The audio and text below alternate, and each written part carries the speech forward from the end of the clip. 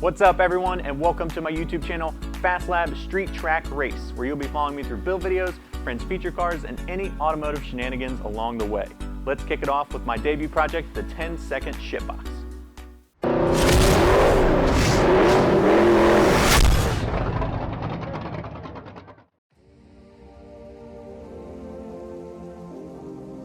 Here sits a 1989 Dodge Colt GT. Back in '89, it was a 1.6-liter turbocharged hot hatch with 135 horsepower and 141 foot-pounds of torque, capable of a quarter-mile time just over 16 seconds. But here it is, with spare parts in the back seat and in the trunk, faded paint, dented body panels, deflated tire, cracked windshield, no carpeting, and a whole mess of wiring dangling in the engine bay like an overgrowth on a forgotten hidden temple deep within the Amazon. Like many project cars, somewhere along the way, this car was greatly neglected, and some things were unfortunately fixed poorly. With an estimated number of only 1,500 ever being produced, I still believe that this car has a lot of potential and is worthy of being resurrected. People have done some amazing things with this chassis, and I believe it can be a lightweight rocket on the drag strip once again with a little time, a little effort, and the right parts. So let's get started on putting the shitbox back together and see if we can really push it into the tens.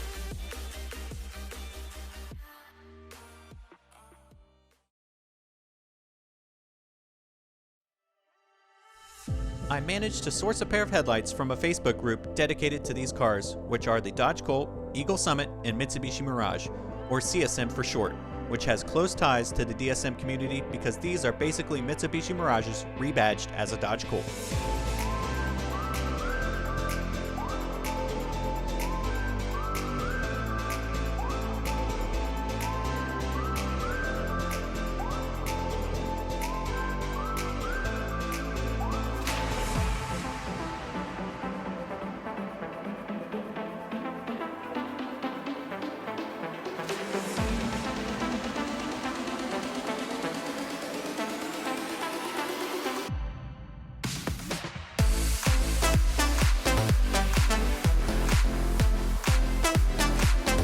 With the headlights in place, it was time to install a grille from the same year Mitsubishi Mirage. And it wouldn't truly be Project Shitbox without a couple of zip ties holding it all together.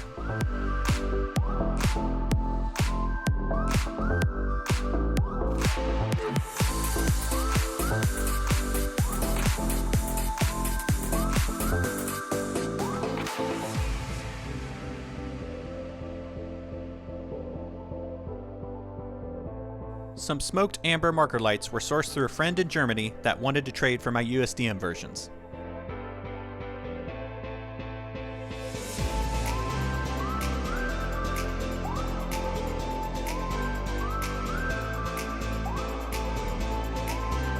Installation couldn't be easier since these are direct plug and play.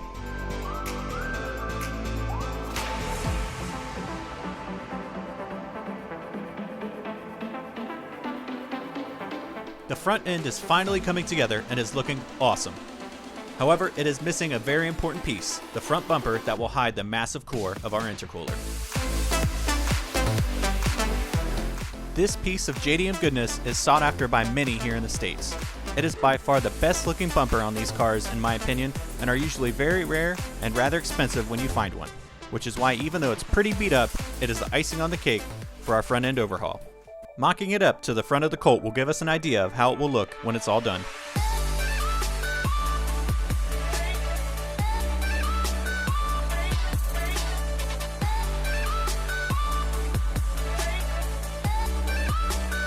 This Colt is actually starting to look like a car again, but it won't be rolling out in the streets without some wheels and tires. The front suspension on these cars are a captive rotor design, meaning the rotor is attached to the back of the hub and the rears are a more traditional floating rotor. Because of the way the bolts stick out of the hub, it really limits our wheel choices without the use of spacers. Luckily, all is not lost as I'm able to use some 15-inch wheels off an 04 Mitsubishi Lancer OZ Rally Edition that have clearance for these bolts on the hub.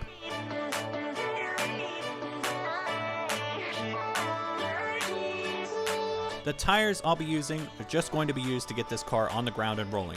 Later on in the build series, I will have something a tad stickier to help put the power to the ground.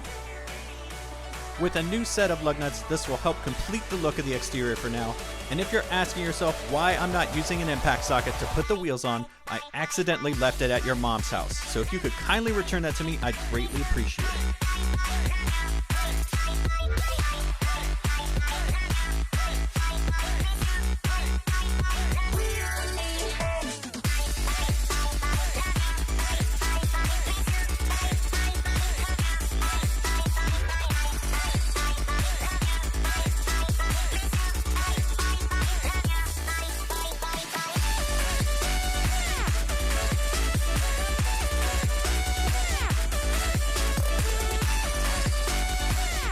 With the exterior of the car getting some much needed love, it's time to turn our attention to some interior issues. And the biggest one, besides the lack of carpeting, is the tired old shifter. Previously modified from a 91 and up 1G shifter, this shifter at some point had a bracket welded on so it could fit in the factory location inside the Colt. This thing is in need of a serious rebuild because shifting with it feels much more like stirring a Folgers can full of bolts than actually selecting a gear. But judging by the previous owner's shifter base bushings, maybe this one is on its last leg. The rebuild consists of replacing the bushings pretty much at every pivot point on the shifter, with 2 bushings being at the top and 2 at the neutral return spring, as well as 2 inside the shifter where it bolts to the base. Last is the 2 bushings located inside this arm. Looking at the state of the shifter as well as the components within, I think it's time for a replacement. We lucked out and got this custom 91 short shifter from performancepartout.com. I regularly browse their selection of used performance parts because they can be had for far cheaper than new. This custom shifter is slightly taller than the stock unit and has a longer arm below the shifter's arm pivot point, yielding a shorter throw as well as an adjustable shift stop.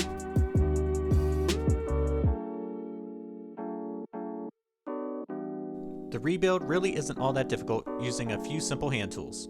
Start by removing the shift lever's nut, lock washer, and then flat washer. Remove the shifter arm and set it aside.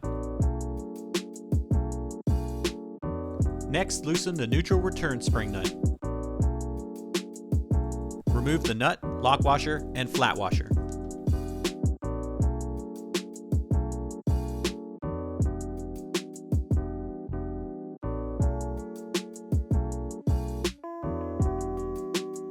Then remove the plastic bushing and spring, followed by the metal bushing and remaining plastic bushing.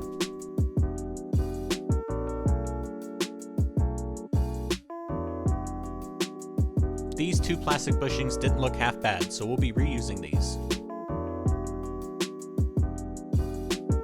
Finally, remove the through bolt and remove the shifting arm from the base.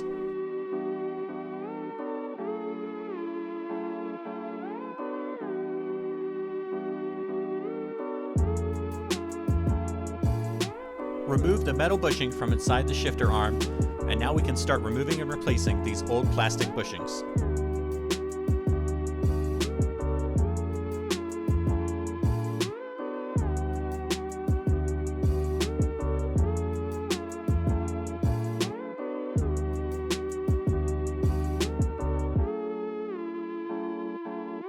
As you can see with this bushing, the plastic gets old and brittle and becomes just like your favorite dish that you order from Waffle House. Smothered, covered, battered, and tattered.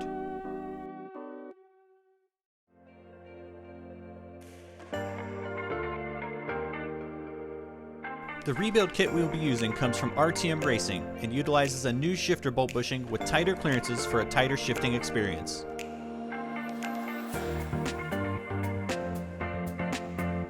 The results really do speak for themselves with the old versus new shifter bolt bushing.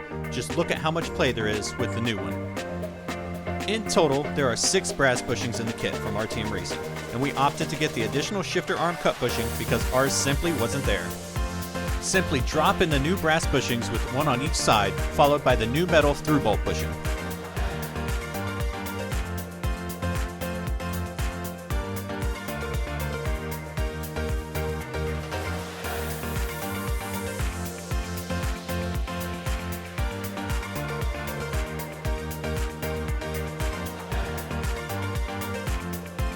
Next, do the same thing with the brass bushings on the shifter arm.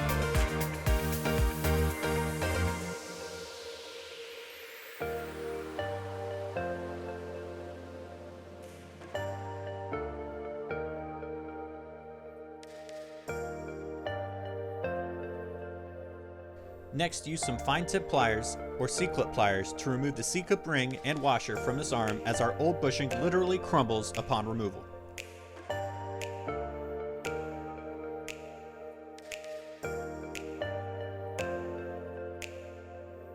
Lift upwards to gain access to remove the rubber bushing on the arm inside the shifter base.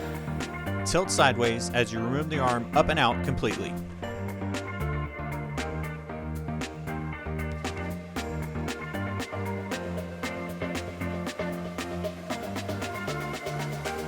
Slide the last two bushings into each side, then you're ready for reinstallation.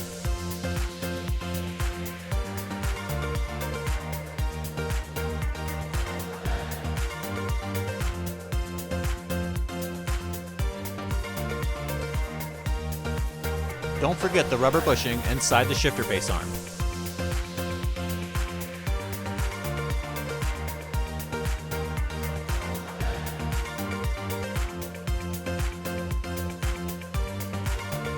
Press down firmly into place and get ready to reattach your C-clip.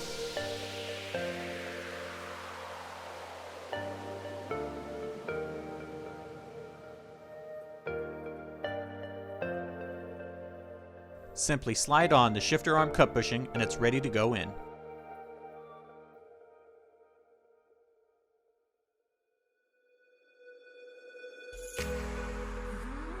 With all the bushings in place, everything is ready for reassembly. Firmly place the shifting arm mechanism into the base and secure with the through bolt.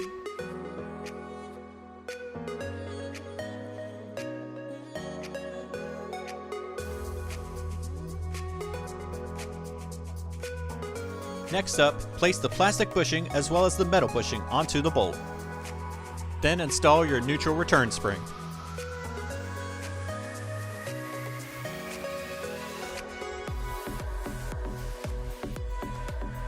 Followed by the in plastic bushing and flat washer, lock washer, then the nut in that order.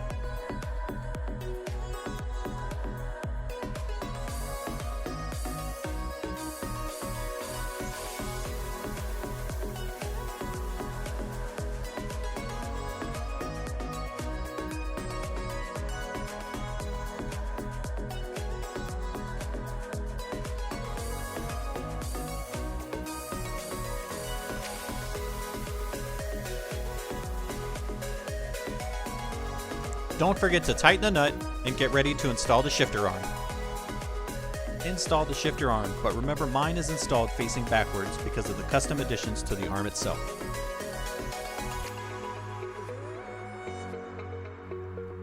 Place the flat washer, lock washer, followed by the nut.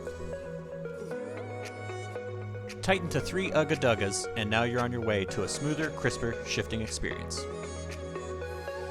With the rebuild complete, we can top it off with a custom Delrin shift knob.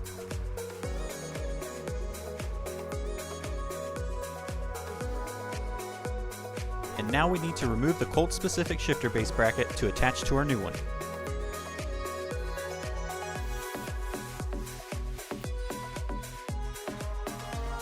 After placing the shifter base in a vise, I use a cutoff wheel to carefully cut through the welds.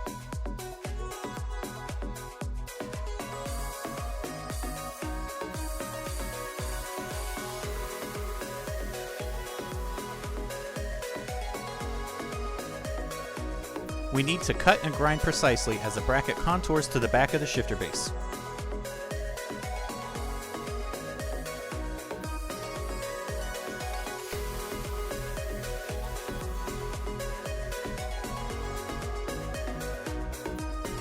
I work the piece back and forth until I get a clean break.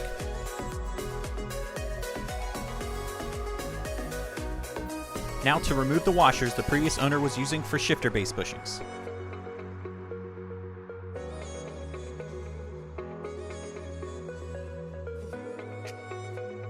Everything is ready to start welding, and we will be using a Hobart 140 set up with flux core.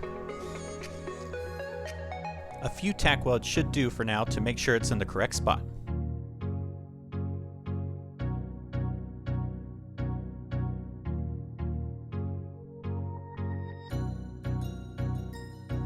And now to burn in the final welds.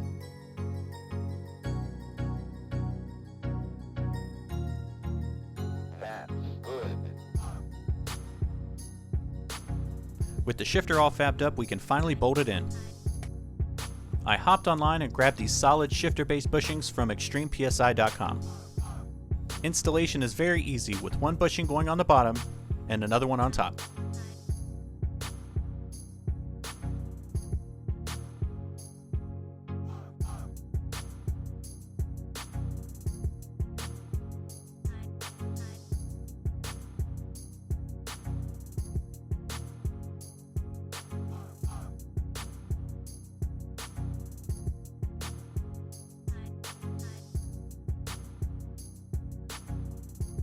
My shifter base assembly doesn't 100% line up because of the fabrication pieces we added, but it's close enough for Project Shipbox.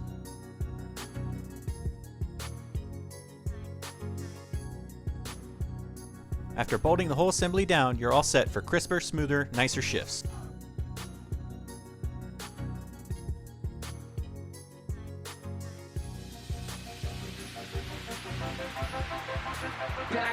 With that all wrapped up, we could finally put Project Shipbox on the ground.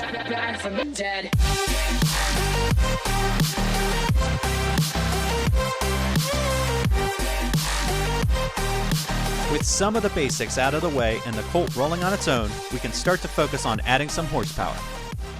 With a few small changes, it has come a long way, but that about wraps it up for the first video. Stay tuned for more. In the next video, the Colt gets a power plant and some race-worthy parts. If you enjoyed the video, please like, comment, and share, and thanks for watching.